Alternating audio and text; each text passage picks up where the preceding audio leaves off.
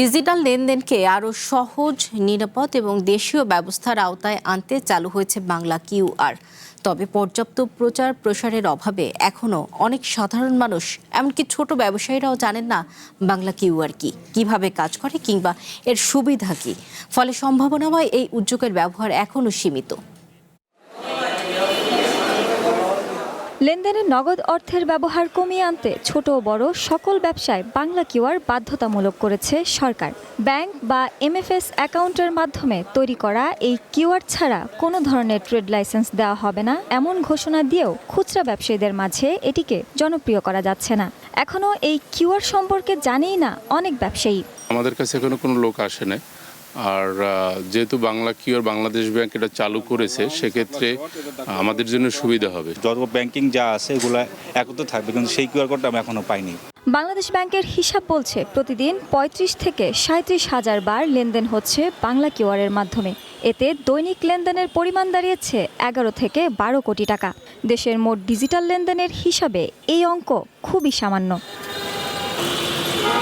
খাত সংশ্লিষ্টরা বলছেন অ্যাকাউন্ট খোলার পদ্ধতি এখনও বেশ জটিল। এছাড়া ছোট ও বড় বিক্রেতাকে বাধ্যতামূলক ১% মাসুল গুনতে হয়। ফলে উদ্যোক্তারা আগ্রহ হারাচ্ছে বাংলা কিউআর ব্যবহারে। এখনো পর্যন্ত বাংলা কিউআর তো অ্যাভেলেবেল না, সবাই তো বাংলা কিউআর সম্বন্ধে জানে না। তো আমি যারা নগদ বিকাশে দিতে চাই, আমি কিন্তু ওই পেমেন্টটা বাংলা কিউআরে নেই। ডাচ বাংলা আছে, নগদ আছে, তারপর অন্য ব্যাংক আছে, সব জায়গা থেকে এখানে স্ক্যান করে পেমেন্ট করতে পারতেছে। বাংলা কিউআরের মার্চেন্ট অ্যাকাউন্টধারীদের নগদ উত্তোলনে হাজারে ১১ টাকা পর্যন্ত চার্জ গুনতে হয়। অথচ নগদ অর্থে যারা ব্যবসা করছেন তাদের এই খরচ বহন করতে হচ্ছে না।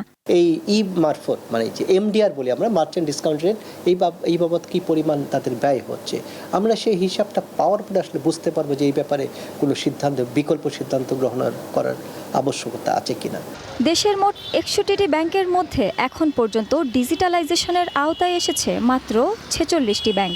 ফলে এখনই জোর দিয়ে বাংলা কিউআর বাস্তবায়ন সম্ভব নয় বলেও মন্তব্য করেন তিনি। ৪৫টার উপরে ব্যাংক আছে, তাদের নিজস্ব অ্যাপস আছে। আমরা বলেছি এই অ্যাপস যাতে আপনাদের গ্রাহকরা ব্যবহার করে, সেই ব্যাপারে গ্রাহকদেরকে উদ্বুদ্ধ করবেন। দেশজুড়ে কিউআর কোডের সংখ্যা প্রায় ১৭ লাখ। এর মধ্যে বিকাশ অ্যাপ ৫ লাখ।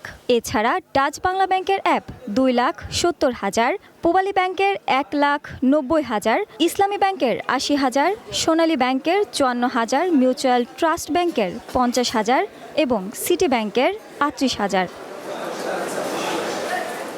শাওন জুই, ওয়ান বিজনেস, ঢাকা।